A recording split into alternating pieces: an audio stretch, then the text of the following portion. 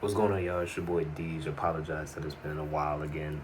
Obviously, some obvious life stuff kicking in that, prevented me from making some videos. But thank you guys for watching this video today. Today, we're going to be talking about the NBA Finals. We have finally made it to the NBA Finals. So before we really get into the NBA Finals matchup, it is going to be the Indiana Pacers versus the Oklahoma City Thunder. Both will represent their respective conferences in this matchup, and I am very excited and very much looking forward to this matchup. I think both teams, obviously, they proved that they were the better teams right from their respective conferences. They made it out, and how about the Indiana Pacers too, man? Just being the more underrated, and they're going to be the underdog for sure. But I'm just, happy to see both of these teams really where they're at and how they've progressed throughout the season, man. And first, let's talk about my predictions from.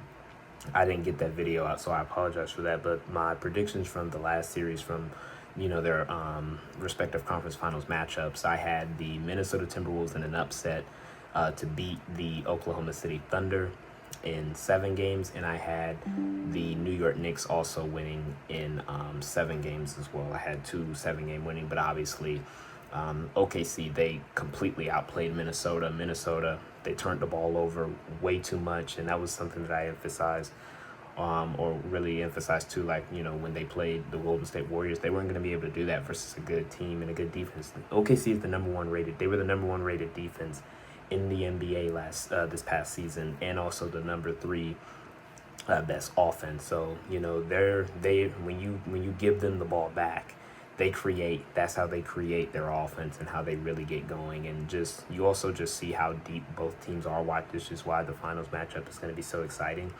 That was another thing too. Like, Minnesota had some depth, but they didn't have enough depth to where Oklahoma, they could go about 8, maybe 9 deep, and they went 9 deep with Terrence Shannon Jr., who gave them a spark and really showed some flashes and potential. He played very well, specifically in Game 3 when he had 15 points and completely outscored the OKC starting 5. But Luguentz Dort did a terrific job guarding Anthony Edwards, Alex Caruso as well. They forced Minnesota to turn the ball over a lot. Minnesota also struggled rebounding.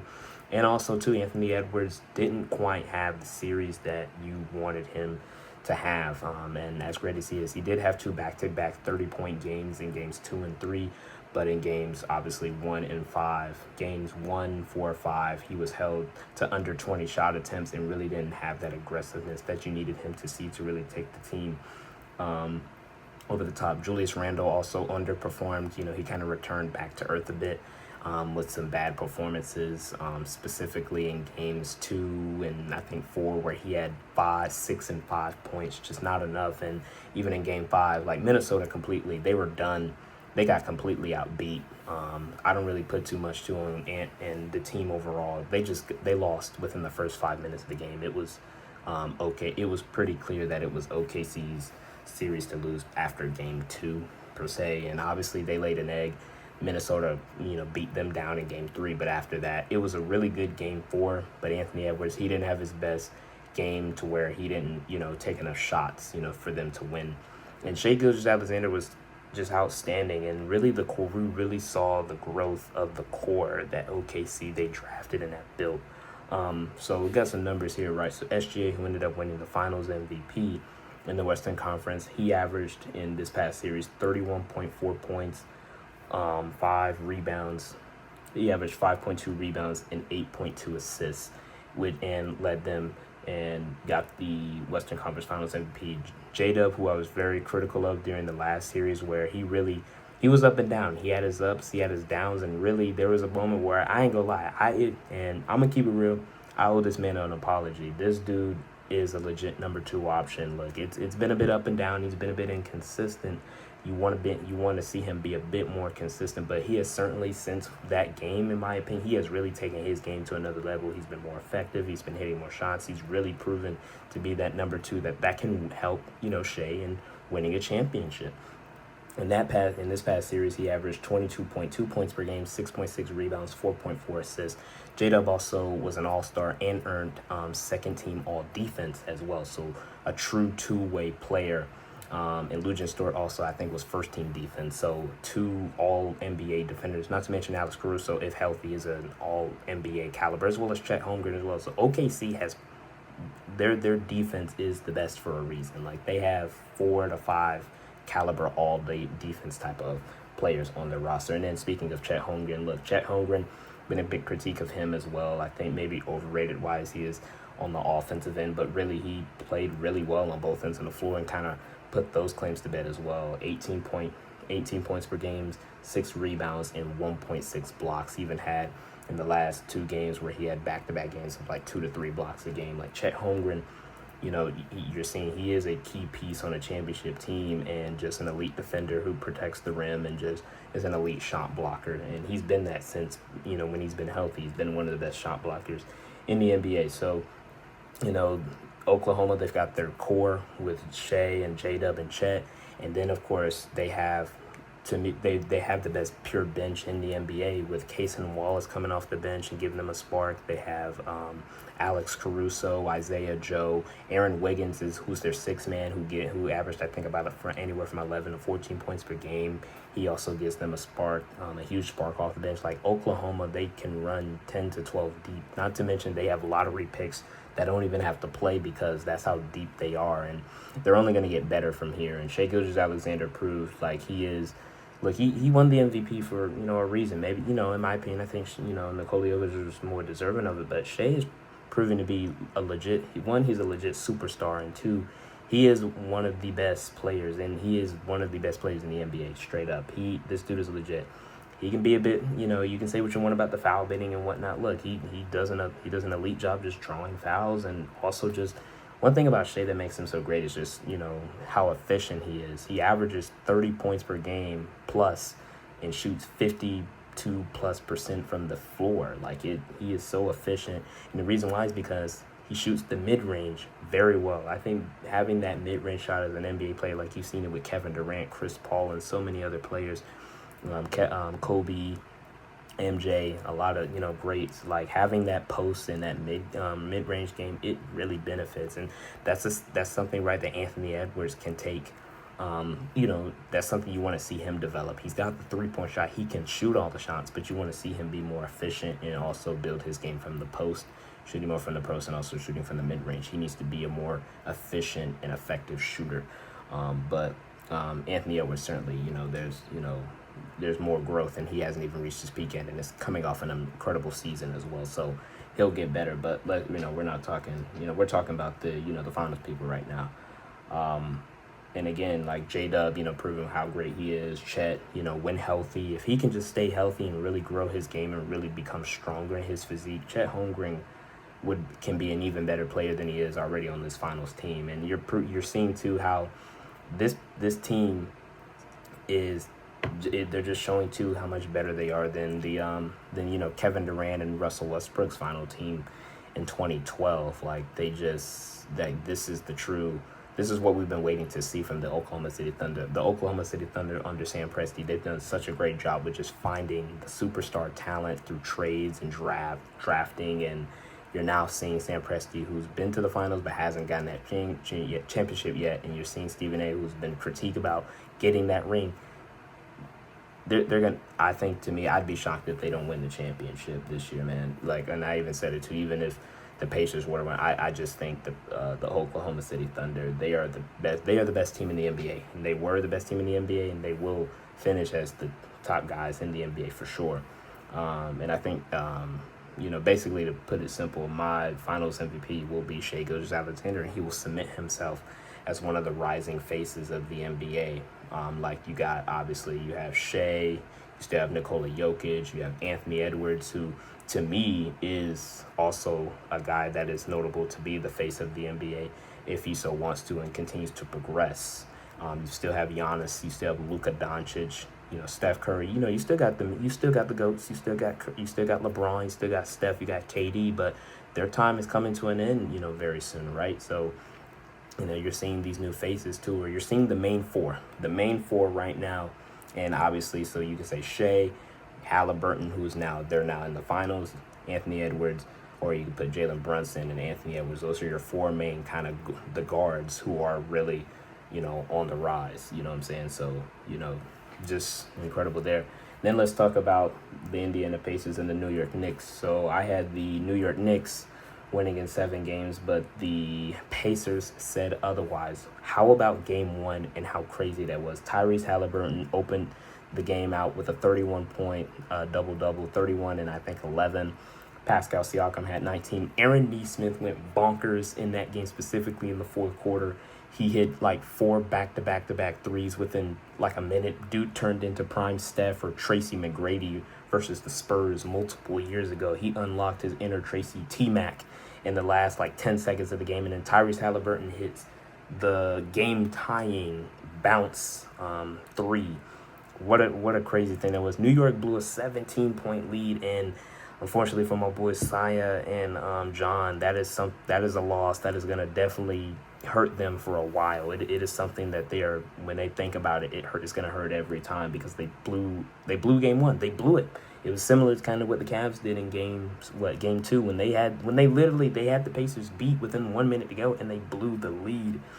And even still, after going to overtime, and then the Knicks got off to a good start, but then the Pacers again, Andrew Nembhard hits a huge corner three in overtime, and then some more big buckets there. Like the Pacers, man, you gotta stop down the Pacers. The Pacers are legit. They are legit, and I really love this team and I really respect them a lot. And literally, it's in the name. They play at their pace. When they play at their pace, they're damn near unstoppable. And now they're going up against a team that matches up with their pace. So that's why this series is so exciting. In New York, Jalen Brunson was terrific.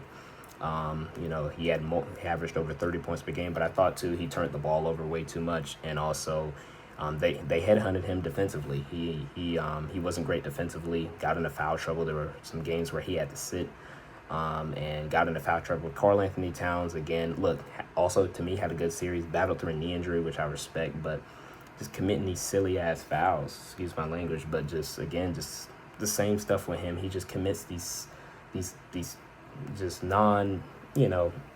just these unnecessary fouls, man. He just fouls for no reason. He fouls so much, and he's also a liability on defense. Like he just doesn't lock in on defense, and he doesn't and that's what Indiana, how they beat him too, is just Indiana forcing him in that drop coverage. He wasn't on the ball, and of course they got some shots there. But how about Pascal Siakam? Tyrese Halliburton, you would think Tyrese Halliburton won this conference finals MVP. No, it was Pascal Siakam. It was Spicy P, right? 24.8 points per game, 6 rebounds, 3.5 assists.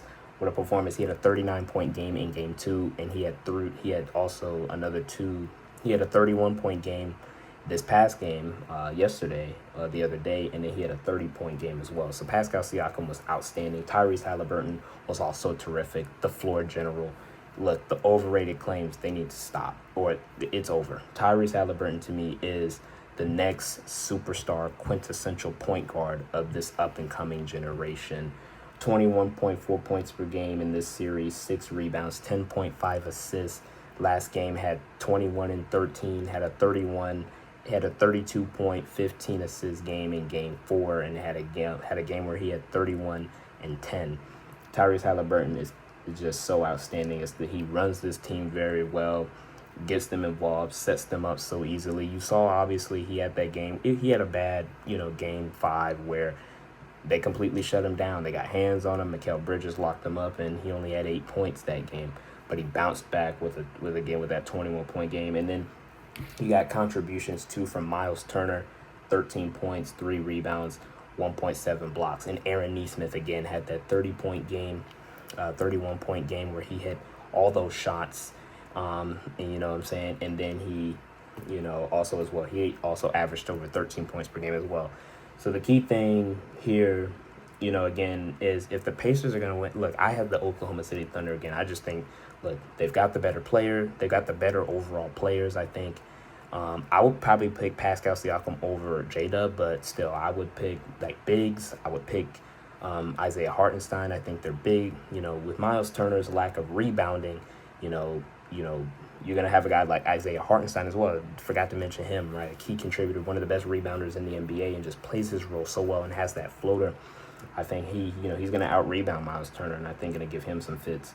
I think, again, you also have Chet Holmgren, who's also an elite shot blocker as well, just top to bottom. And I think their bench, too, both teams are deep. And I think, too, both teams, they run the Pacers are a more adequate pace play. I watched a video from Hoops Reference, shout out to him, and the Pacers are a better three-point shooting team, so they will have to continue this and really shoot the lights out, too, versus Oklahoma City and kind of beat them at their, because only the Oklahoma City Thunder, shoot only 33%. Chet Holmgren has also, he's been up and down from three, only shooting 33% as well. So, you have the Pacers who shoot 39%, and you have the Oklahoma City Thunder who only shoot 33%, but still, they've been one of the best offenses in the NBA throughout. And again, just having the better players, and just, again, this team is the better team overall from top to bottom. And I think it's just going to come down to simply, SGA, to me, there's no doubt in my mind. I think it's just going to come down to the role players. Like, how will will J-Dub continue his, great play? Will Chet Holmgren elevate and even grow from his three-point shooting? Will Pascal Siakam, they're going to need him to be like Raptors finals Pascal. Remember, Siakam is back in the NBA finals. Alex Caruso, these are two guys who have been to the NBA finals, won championships. Caruso with the 2020 Lakers, Siakam with the 2019 Raptors. You're going to need Pascal Siakam to really play at, all-star, big-time level. In my opinion, too, Tyrese Halliburton, look, he's not really known as a scorer, but he did average over 20. He's going to really need to take his game to another level from his scoring and really be more aggressive, in my opinion. I think he's going to have to average bare minimum 25-plus a game, and he's going to have to be ready. They might, honestly, too, they might put Lou Dort on him. I think the Sports Center, they asked the question, like, who's Lou Dort going to guard? They're probably going to put Lou Dort on Tyrese Halliburton, their best perimeter and overall defender. And again, in Lou Dort, while he's only 6'3", he's so big and stocky and strong, and he moves very well. No, he stays disciplined on defense. He's really good at contesting, and he's physical. So it's like Tyrese Halliburton with that slender frame a bit too. Like, Lou Dort is probably going to get up in his grill and really bother him a lot. Miles Turner, again, he's going to have to play really well. He's going to have to stay out of foul trouble. I thought he held his own, but he also got he did get outplayed by Karl Anthony Towns. Fortunate for him, he won't have to deal with that with really Chet Holmgren, or he won't have to deal with that physicality that he struggled with versus Cat. But I do see the rebounding, output from, obviously, from not Holmgren, but Hartenstein too. I think Hartenstein is a double-double machine, whereas Miles Turner, he averaged single-digit rebounds. So Turner's going to have to, elevate his rebounding and really, be that key guy. And, also the other players, right? Neesmith has to play well. Nembhard's got to be a bit more consistent. Ben Matherin's going to need to play well. Like, the Pacers, if they're going to pull this off, if they're going to pull off the upset, their entire team has to really be better. And Rick Carlisle is going to have to be the coach that won the NBA Finals with the Dallas Mavericks, too. He's got to out-coach Mark Denton. But I just think, too, again, I have Oklahoma City in 6, just for the simple fact that, look, Shai Gilgeous-Alexander, there's been no answer to stopping him. He's proven to be unguardable.